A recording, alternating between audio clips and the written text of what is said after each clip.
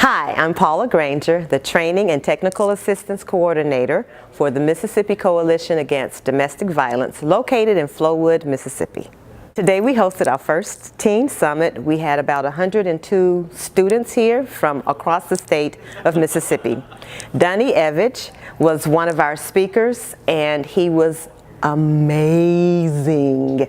We asked him to come and speak on respecting ourselves and others, and he did that and much more. He interacted so well with the students, and especially with the guys from the Kappa League here in town. We appreciated his being a part of the panel and offering his experience and his insight to help our students to become agents for change in the state of Mississippi, to raise awareness about healthy and unhealthy relationships.